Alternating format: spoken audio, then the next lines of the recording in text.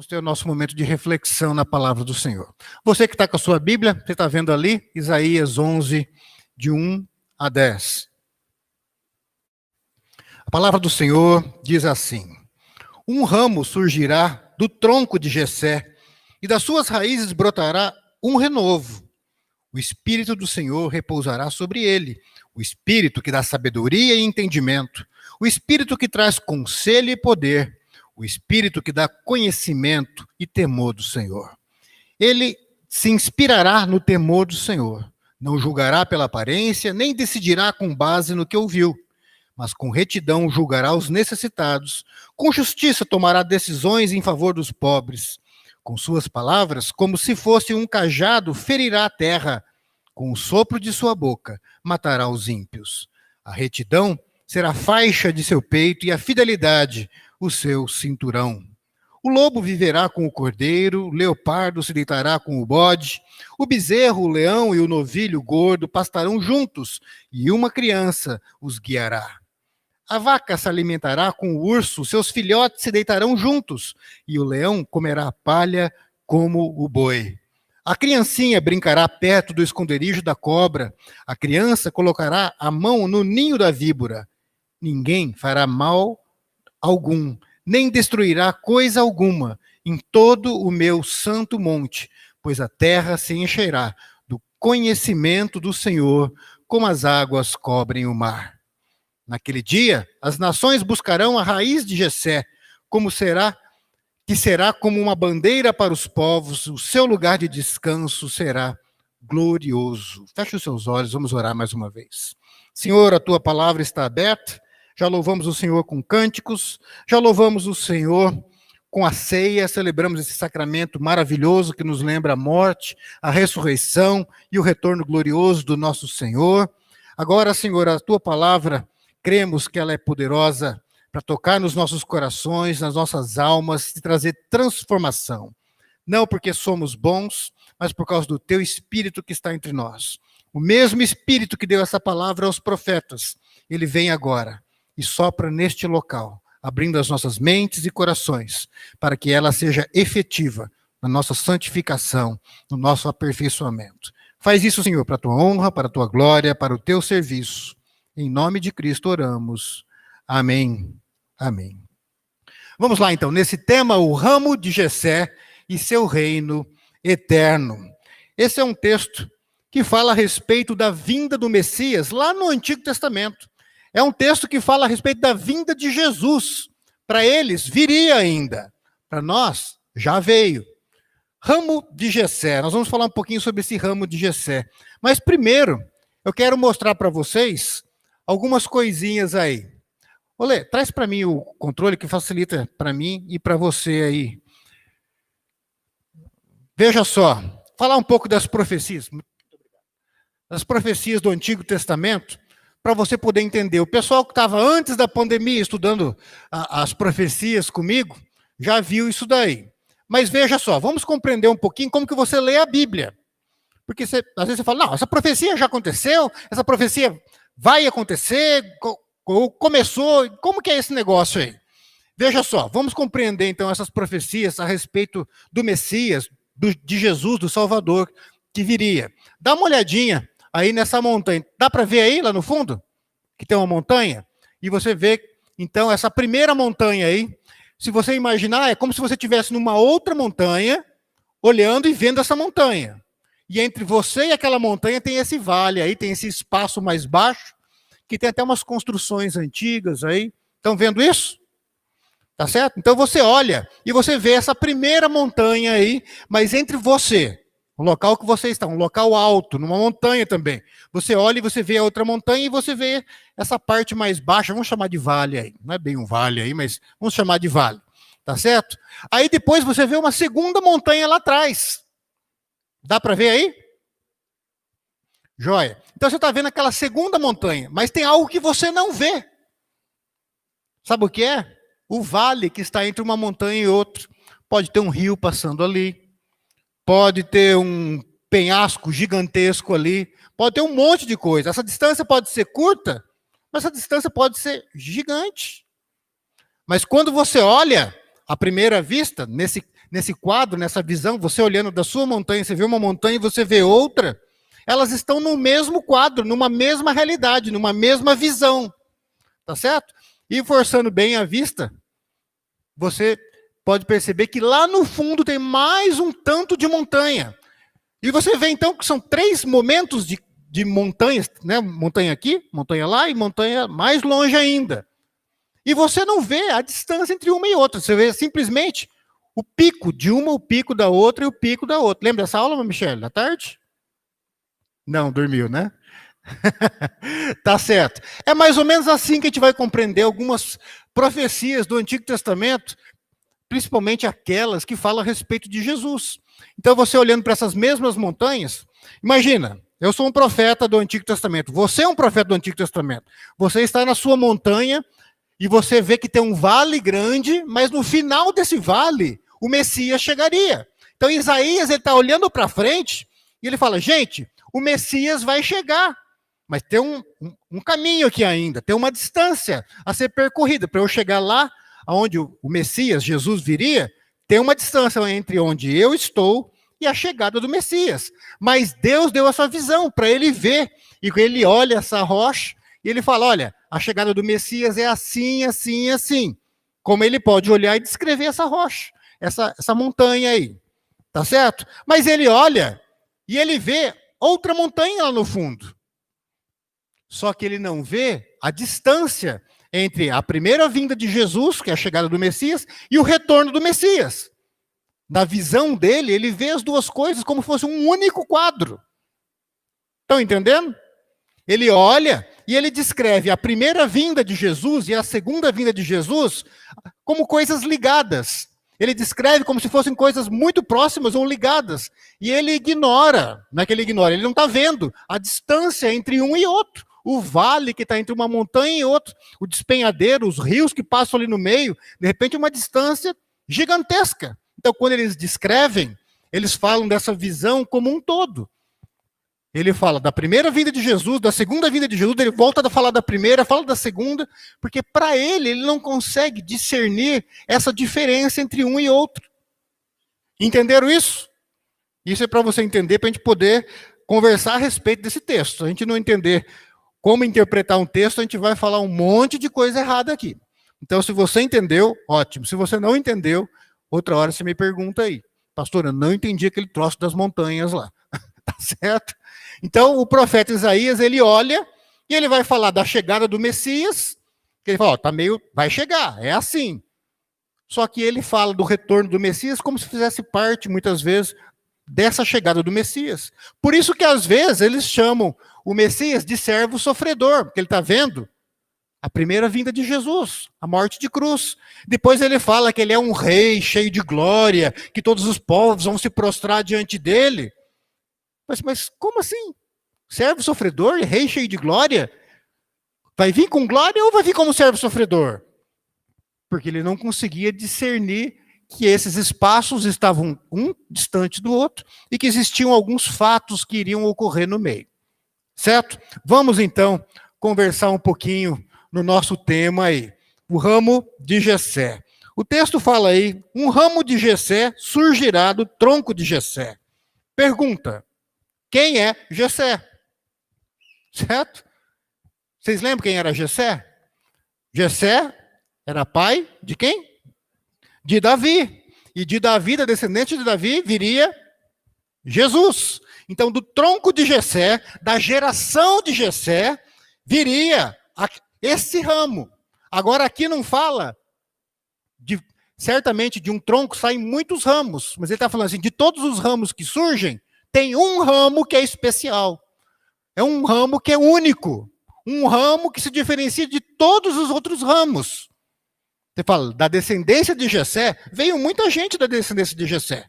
E conforme vai caminhando, vai abrindo mais o leque, não é isso? Vai aumentando. Mas, ele fala, é um ramo que é especial. É um descendente de Jessé. E você já sabe quem é esse descendente. É Jesus. E ele fala, das suas raízes brotará um renovo. O renovo é aquilo que às vezes o tronco está parecendo morto e de repente surge a vida, verdinha ali, a folhinha começa a nascer. Ele fala, olha, do tronco de Jessé pode ter brotado muita coisa, mas o único renovo que traz uma esperança verdadeira, algo novo, é esse daí. Esse especial que ele vai falar a respeito dele na sequência. Então ele fala, olha, da descendência de Jessé. Pastor, Isaías viveu uns 800 anos antes, não foi isso? 800 anos antes. E ele deu nome, Jessé, ele fala tudo isso daqui das coisas de Jesus. É uma visão, como a gente viu daquela montanha, é uma visão que Deus dá para ele, que o Espírito Santo coloca e ele escreve essas coisas. E aí ele fala, olha, de Jessé, desse homem chamado Jessé, virá o ramo, a nova vida, o renovo, a nova esperança. Não são vários ramos, não é um ramo entre muitos ramos, não é Jesus, daí Alá, e daí, sei lá, um profeta Mormon, e ali Allan Kardec, não é isso, é Jesus só, é o único ramo que pode trazer essa esperança, que sai aí do tronco de Jessé. E aí ele fala a respeito desse ramo, desse descendente de Jessé, que é Jesus, que viria, para ele viria. Tá certo? Ele fala, o Espírito do Senhor, e na sua Bíblia, se você prestar atenção, está dizendo que esse Espírito é maiúsculo, que é o Espírito de Deus, o Espírito do Senhor, repousará sobre ele. Vocês lembram que Jesus, para começar o ministério dele, ele foi batizado. E aí o que acontece nesse batismo dele de especial? Aliás, algumas coisas acontecem. Uma delas é que o Espírito Santo desce em Jesus na forma corpórea, como diz o Evangelho de Lucas, para não deixar dúvida alguma, né? Tipo assim, desceu como uma pomba, tipo de leve, voando. Não, desceu mesmo uma pomba e parou em Jesus. O Espírito Santo veio na forma corpórea de uma pomba, Lucas usa essas palavras, e parou em Jesus. E o Pai, Deus Pai, fala, esse é o meu filho amado, em quem eu me comprazo. Esse é o meu filhinho querido, que só me dá alegria. É a trindade ali, é o Pai ungindo ali Jesus, o Messias, com o Espírito Santo, mostrando, é esse daí que iria receber o Espírito Santo. E ali em Jesus, estão me acompanhando, gente? Estamos com uma cara meio de perdido aí. Então Jesus está ali sendo batizado no começo do ministério dele aqui, nesse mundo, na missão dele aqui nesse mundo.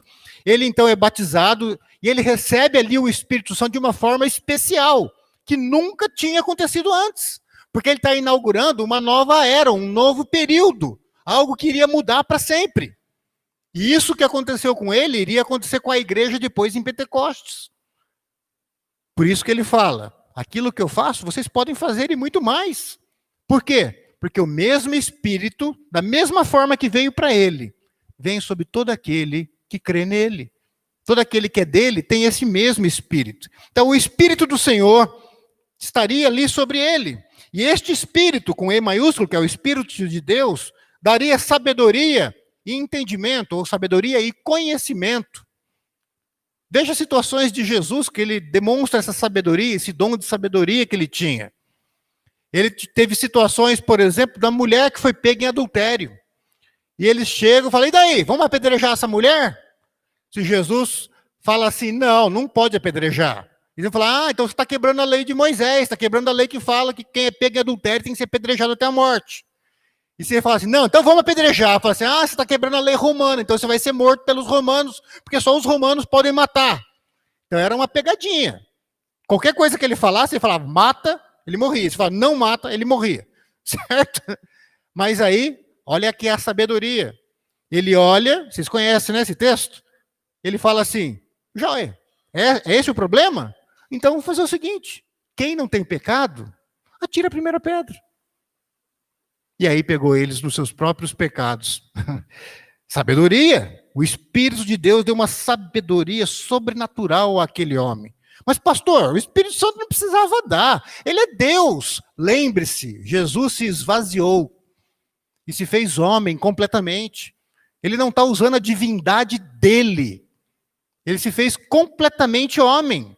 E ele se colocou dependente do Espírito Santo ali. No trabalho dele, na missão dele. Ele exerce a missão dele no poder do Espírito. E é por isso que ele olha para você hoje, um ser humano pleno, com limites e tudo mais, e ele fala, você pode fazer o que eu fiz, porque o mesmo Espírito que me capacitou, te capacita.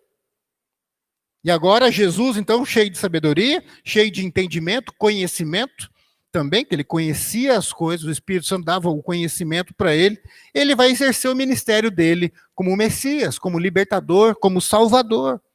O Espírito também dá a ele a capacidade de ser um conselheiro. Olha o que fala aí no versículo 2, o Espírito da sabedoria, entendimento, o Espírito que traz conselho. Jesus Cristo, ele é um salvador poderoso, que fala na sequência logo aí que ele também tem esse poder, ele recebe o poder que vem do Espírito Santo.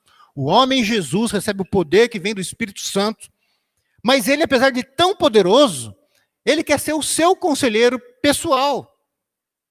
Ele quer sentar com você a cada dia, e esse também é uma das belezas da oração. Você está angustiado, cheio de problemas, parece que nada muda na sua vida, ninguém te escuta, ou quando escuta não entende seus problemas. Calma, Jesus quer ser o teu conselheiro. Se as pessoas não entendem, se as pessoas não têm paciência, se as pessoas não sabem o que você está passando, esse Messias veio para ser o teu conselheiro, porque apesar de tanto poder, ele se faz pequeno, igual a você, se senta do seu lado e fala, fala, Alessandro, qual é a tua dor? Qual é a tua angústia? O que você quer que eu te faça? Ah, pastor, Jesus não vai falar assim. Como não? Ele falou algumas vezes na Bíblia isso. As pessoas chegavam para ele e ele falava assim, o que queres que eu te faça? Eu quero enxergar. Eu quero andar. Eu quero que você ressuscite meu filho que morreu. Quero que abra os meus olhos. E aí vai. Jesus, ele é conselheiro. Ele é amigo. É um Messias que é presente. Não é um Deus distante, simplesmente escondido no céu, brilhando o seu poder. Não. É alguém que vem e quer te aconselhar, quer te mostrar o caminho, quer te mostrar o que é melhor para você. E às vezes ele vai mostrar o que é melhor para você e vai te machucar, porque muitas vezes você quer fazer algo que é ruim para você. Mas ele é o bom conselheiro. Ele mostra o caminho de Deus para você. Aqui fala também que o Espírito Santo daria a esse Messias poder. Eu acho que você não tem dúvida que Jesus tinha e tem poder. O homem Jesus é o Filho de Deus. Mas o Filho de Deus se esvaziou do seu poder próprio e se fez homem. O Criador se fez homem, 100% homem. Sentindo dor, sentir fome, ser ali tentado pelo diabo, na sua fome, nas suas necessidades, na sua sexualidade. A gente não gosta de falar isso, pensa que Jesus é assexual, mas não era. Ele era homem, também era tentado em todos os sentidos. A Bíblia fala que ele foi tentado em tudo que nós somos tentados. Só que a diferença é que ele não pecou. E nós, não preciso explicar, né?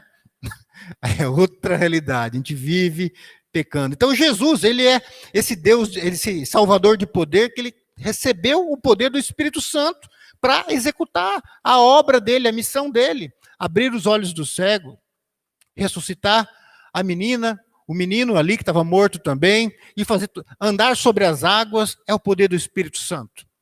O mesmo Espírito Santo que agia antes, de uma forma diferente no Antigo Testamento, que vinha em certas circunstâncias em alguns homens e mulheres, mas depois se retirava. A pessoa recebia o Espírito Santo, às vezes ela pecava, ela perdia o Espírito Santo. Às vezes o Espírito Santo vinha para um momento especial, a pessoa transbordava do Espírito, fazia algo, e aí o Espírito se retirava, a pessoa... Não, agora, em Jesus, o Espírito vem e fica nele. E ele é o primeiro de uma nova era, porque daí o Espírito viria, esse mesmo Espírito de conselho, esse mesmo Espírito de poder, essa era do reino de Deus que nós estamos vivendo. É a era do Cristo, que tem sabedoria e entendimento, mas também a era da igreja, que pode ser a palavra de sabedoria e de entendimento para o mundo. É a era do Cristo que traz conselho e poder ao mundo, mas também a era que a igreja, no poder do mesmo Espírito, pode trazer o bom conselho para nós aqui dentro primeiro, para os de fora, e também revelar o poder de Deus, com as nossas orações, fazendo diferença na sociedade. E o Natal, gente, é a chegada de tudo isso. Veja, a continuidade do texto fala assim, esse Espírito dá o conhecimento e o temor do Senhor. Essa palavra conhecimento aqui não é conhecimento técnico. Você pergunta para um crente, quem é Deus? Fala, Deus é onipotente, onipresente, onisciente, e aí vai falando um monte de coisa. É amor, é justiça. Você aprendeu um monte de coisa. Às vezes fala até palavra que você não sabe. Você fala lá, onipotente. O que é isso? Ah, eu não sei. É que tem todo o poder, mas está jóia. O que isso quer dizer? Você pode até se perder. Você aprendeu um monte de coisa técnica que você não tem nem ideia o que é. Mas o que fala aqui é que esse Espírito dá o conhecimento de Deus, não um conhecimento técnico das palavras, que você fala um monte de coisa, tipo aquelas coisas que você decora para fazer uma prova, e aí depois, se acabou a prova, você esquece. Não é isso. Esse conhecimento é intimidade.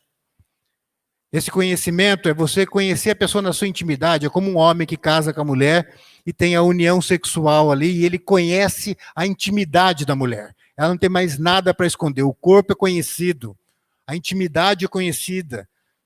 E aí vai. Então, esse Espírito Santo que direcionava a vida de Jesus, é o Espírito Santo que traz o conhecimento de Deus. E aí eu trago mais uma vez para você e para mim.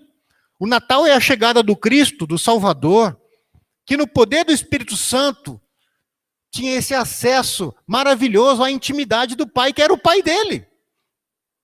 Isso ele tinha naturalmente, como Deus lá no céu, mas ele se esvazia e se faz homem. E agora, o Espírito Santo continua sendo esse canal, onde ele ouve o Pai, ele sente o Pai fala com ele, o Espírito Santo é esse canal. E agora, Jesus fala, olha, isso também é de vocês. Em Pentecostes, lá na frente, a gente vai comemorar Pentecostes depois, né? Pentecostes é esse tempo, quando agora nós também podemos ter esse conhecimento de Deus. Não só de uma forma técnica, mas conhecer Deus de verdade, por intimidade, por estar perto dele, por ouvir a voz dele, por sentir o carinho dele nos momentos que a gente precisa de consolo, por ouvir a voz dele nos corrigindo, e até dar uns tapinhas no traseiro quando a gente precisa ser corrigido, porque Deus é um Deus que é Pai, é um Deus que corrige quem ama. Mas o Espírito Santo faz isso, fazia isso no Messias, e faz isso na minha vida e na sua vida hoje. Por quê? Porque Cristo veio, o Messias veio, o reino de Deus foi instalado. Ainda não está pleno, mas já foi instalado. Veja aí, ele se inspirará no temor do Senhor. O Messias, no poder do Espírito Santo, viveria no temor do Senhor, reverenciando Deus, respeitando Deus, querendo agradar a Deus em tudo que é, em tudo que faz. O Messias, o que está dizendo aqui, é que Jesus, o Messias que viria, não seria mais um religioso que frequenta alguma igreja e cumpre alguns rituais. Sabe? Não é aquele crente que vai na igreja só o dia que tem ceia, por exemplo. Nós tivemos a ceia hoje aqui, né? Não é assim, não, hoje eu vou porque hoje tem ceia. Não, hoje eu vou porque é o pastor tal que vai pregar. Não, hoje eu vou porque hoje tem... Não, não é isso. Jesus, ele não era só um religioso. Ele era esse homem cheio do Espírito Santo, que tudo que ele fazia, sonhava, planejava, era baseado no temor do Senhor. Era para a glória de Deus.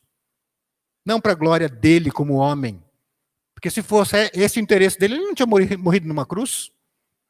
A primeira proposta do diabo, ó, se prostra aí que eu te entrego os reinos da terra. Beleza, é isso daí? Ah, fácil, é só dobrar o joelho. Não é isso, Deus? É só dobrar o joelho e você me dá o mundo, faz todo mundo se curvar diante de mim? Ah, então é agora.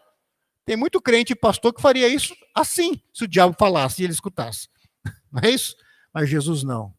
Porque ele não estava aqui para se sentir grande ou maior do que alguém. Ele estava aqui para engrandecer o Pai, para servir o Pai, para demonstrar que ele reverencia o Pai que ele tanto ama. E agora eu digo para você, se você faz parte desse mesmo reino, crê nesse Jesus, esse mesmo Espírito está em você, você tem vivido para a glória desse Deus?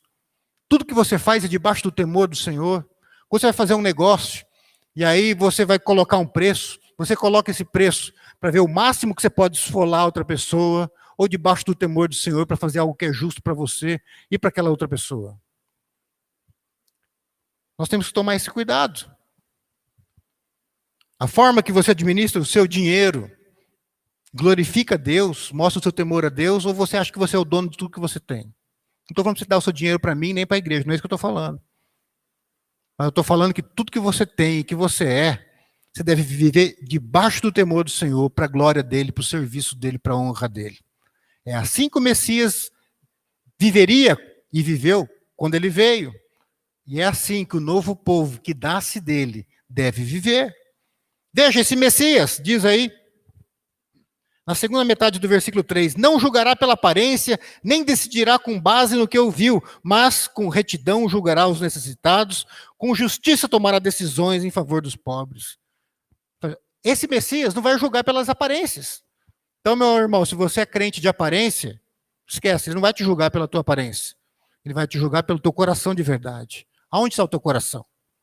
Quem é o Senhor da sua vida de verdade? Não adianta falar, glória, e dar uns dons de língua aí. Não adianta, se Jesus não é o Senhor da sua vida. A gente vai tomar um susto quando chegar no céu, ou no inferno, depende de quem, né, com quem eu estou falando. Vai dizer, mas você era para estar no céu e está aqui comigo no inferno, né? Ou então assim, você era para estar no inferno e está aqui no céu comigo. E o outro que eu achava que ia estar aqui no céu, dava uns glória a Deus e fazia isso, ou não faltava na igreja, era oficial da igreja, até pastor, sei lá, e está lá no inferno. Agora, o que aconteceu? Pois é, porque Jesus não julga pela aparência. Ele julga por aquilo que é a verdade. Por onde está o teu coração, quem é o Senhor da tua vida. E aí não interessa a placa de igreja.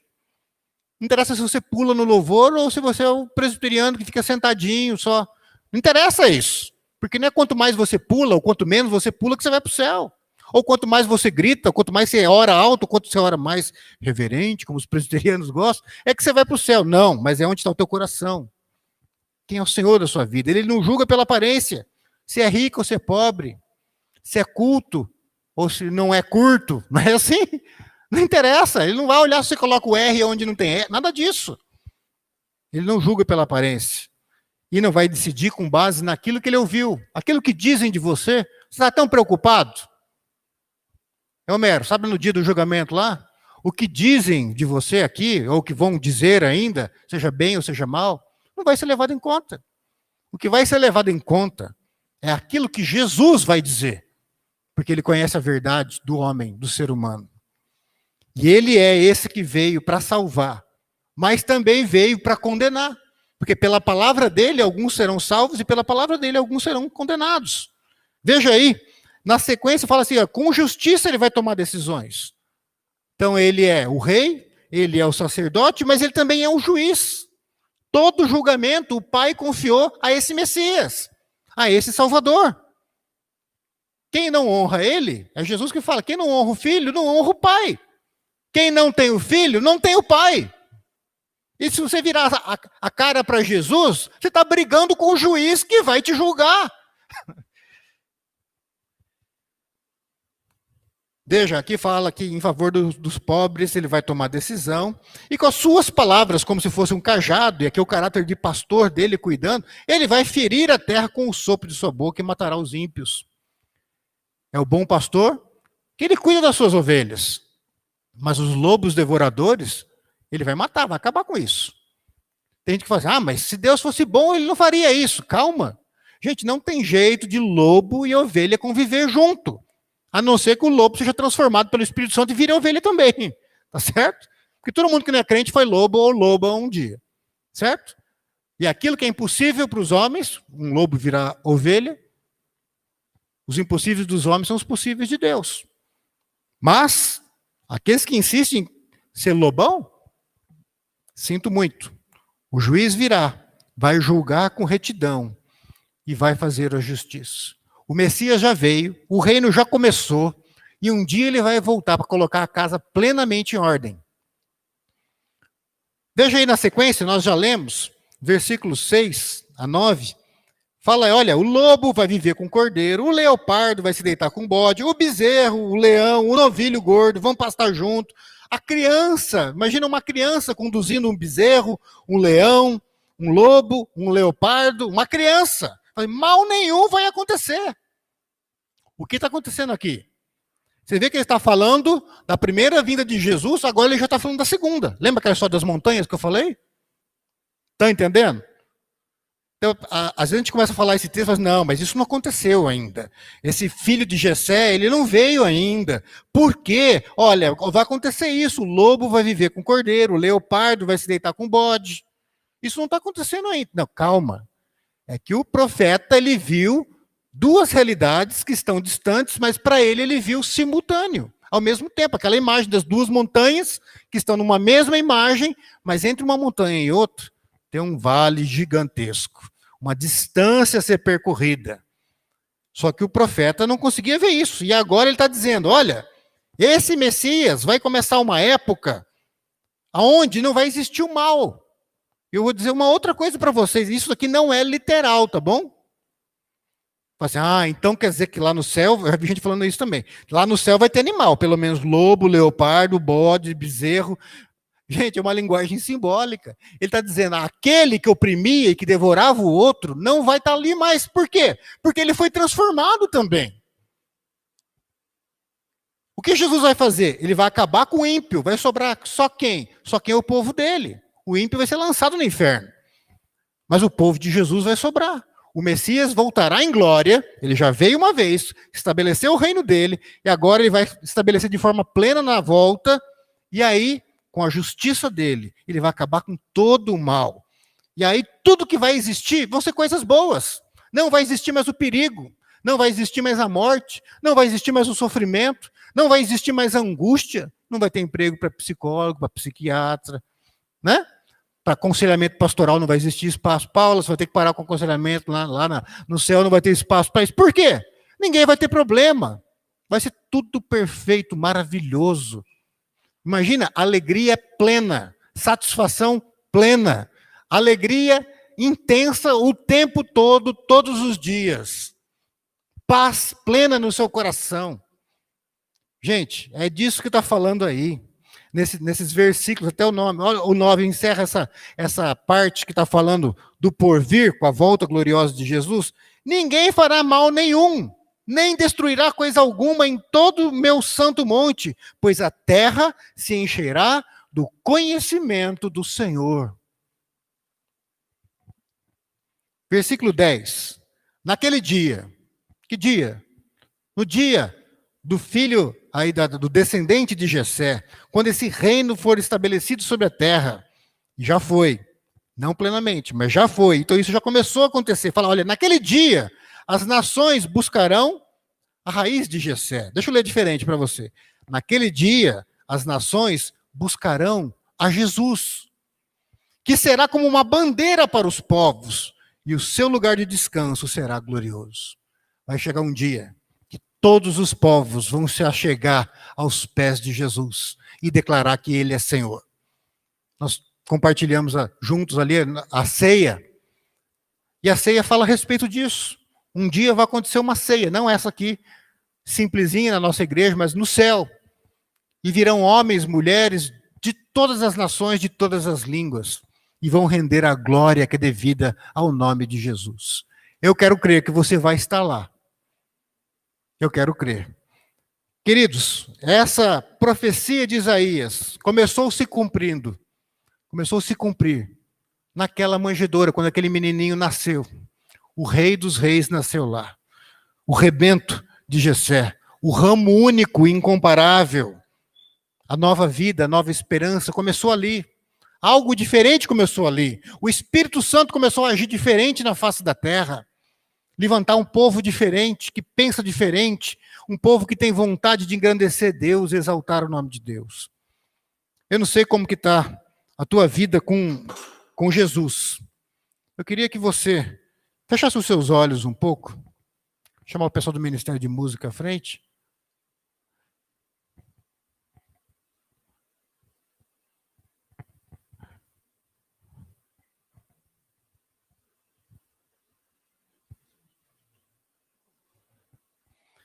Feche os seus olhos. Queria que você colocasse a sua vida diante desse Cordeiro de Deus. Eu vou orar com você e na sequência nós vamos cantar um cântico, mas eu quero que você faça a sua oração silenciosa agora. Você ouviu aí a respeito dessa profecia, de que viria o Salvador. Aquele vale distante que Isaías olhou e viu lá longe a chegada do Messias, esse vale já foi atravessado, o Messias já veio. Agora nós estamos no meio de outro vale, entre a primeira vinda e a segunda vinda, caminhando em direção à volta gloriosa do Senhor. Deixa eu te perguntar uma coisa, responda com sinceridade para você, não para mim. Se essa montanha, que é a segunda vinda de Jesus, fosse amanhã, o que você teria para ofertar para Jesus da sua vida? Você tem se preocupado com a pregação do Evangelho? Você tem se preocupado em falar do amor de Jesus para outros? Você tem se preocupado em santificar a tua vida para agradar Jesus com o teu corpo, com as tuas palavras? Você tem se preocupado em engrandecer Jesus com o seu casamento, com o seu namoro? A forma que você se relaciona com o seu dinheiro glorifica Jesus? Ou você está muito preocupado com o teu conforto? Ah, pastor, mas ter conforto não é pecado. Não é, mas pode ser. Se isso vem em primeiro lugar na sua vida, pode ser. A pessoa que não dá o dízimo, porque ela... Ah, mas eu planejei comprar uma roupa, então eu vou comprar uma roupa melhor para mim, querido. Não é assim. Não é dessa forma. Quem é o Senhor da sua vida? Jesus, de fato, é o Senhor. Jesus, de fato, reina na sua vida. O que você tem preparado para Ele? Se esse culto não acabasse hoje, aqui, Jesus voltasse em glória, o que você iria dizer para Ele? Louvado seja o teu nome, Senhor, como eu tenho te aguardado. Ou você iria cair chorando, arrependido, e falar, Senhor, será que dá tempo ainda para eu mudar, deixar de viver essa religiosidade hipócrita e viver algo verdadeiro?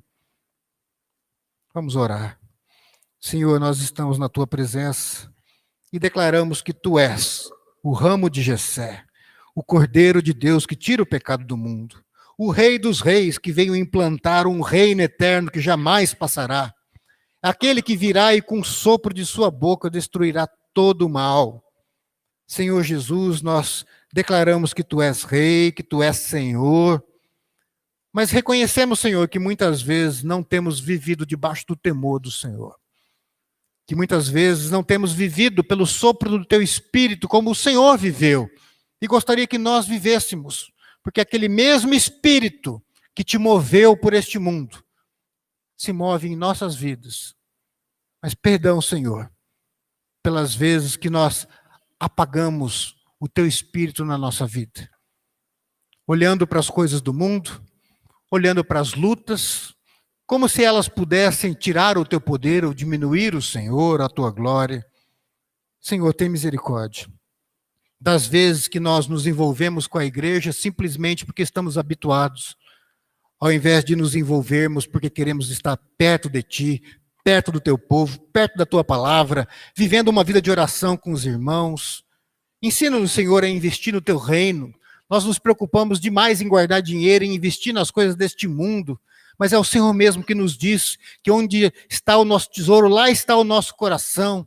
Senhor, que o nosso tesouro seja o Senhor, que o nosso tesouro seja o teu reino eterno, que jamais passará, Senhor. Abençoa os nossos lares, Senhor. Eu te peço por aqueles pais que muitas vezes colocam os filhos em primeiro lugar, quando na verdade é o Filho de Deus que deve estar em primeiro lugar nas nossas vidas, Senhor. Porque se não estivermos bem com o Filho, não estaremos bem com os nossos filhos também, Senhor. Que eles não sejam os senhores da nossa vida, mas que seja o Senhor Jesus, o nosso Senhor, e que vivamos debaixo do teu temor, ó Pai, do temor ao Deus que nos criou, no poder do teu Espírito Santo. Santifica a tua igreja, Senhor, perdoa a tua igreja e empodera a tua igreja no teu Espírito para cumprirmos o nosso propósito. É a nossa oração em Cristo Jesus. Amém. Estenda suas mãos para receber a bênção do Senhor. Que o amor de Deus, o nosso Pai, a graça maravilhosa do Senhor Jesus, a comunhão, presença e consolação do Espírito Santo de Deus esteja conosco, hoje e para todos sempre. Amém.